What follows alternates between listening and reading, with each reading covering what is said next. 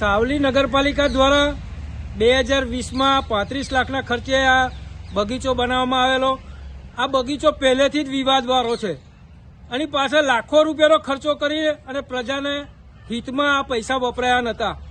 જે પ્રમાણે ખર્ચો થવો જોઈએ એ પ્રમાણે ખર્ચો નહોતો થયો અને બિલો ચૂકવાઈ ગયેલા. એટલે આમ જોવા જાય તો આ બગીચો પહેલેથી વિવાદમાં આવેલો છે. હાલની પરિસ્થિતિ જોઈએ તો સાવલીના ગ્રામજનો દ્વારા પણ આ બગીચાનો યુઝ કરી શકાય એવી પરિસ્થિતિમાં નથી રહ્યો. કેટલા ટાઈમથી આનો દરવાજો બંધ રહે છે અને આપ જોઈ રહ્યા છો આ બગીચાની પરિસ્થિતિ કે સાવલીની જનતા અને યુઝ કરી જ ના શકે એવી પરિસ્થિતિમાં બગીચો છે. એવું પણ જાણવા મળી રહ્યું છે કે સાવલી નગરપાલિકાએ આ કોઈ ખાનગી સંસ્થાને આપેલ છે. એ બાબતે આપ શું કહેશો?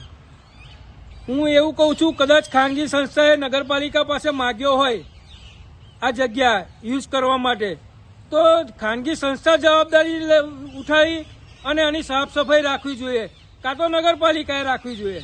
આ પ્રજાના પૈસાથી બનેલો ખર્ચો કરેલો છે અને સાવલીની જનતા આ યુઝ કરે બગીચો એવી જ દરેકની આશાઓ હોવી જોઈએ. આમ જો ખાનગી સંસ્થાએ લીધું હોય તો ખાનગી સંસ્થાએ જવાબદારી સ્વીકારવી જોઈએ, કાં તો નગરપાલિકાએ પોતાના ખર્ચે આ સાફ સફાઈ કરી અને પ્રજા માટે ખુલ્લો મૂકવો જોઈએ. આ બાબતે આપ કોઈ જગ્યાએ રજૂઆત કરવાના છો?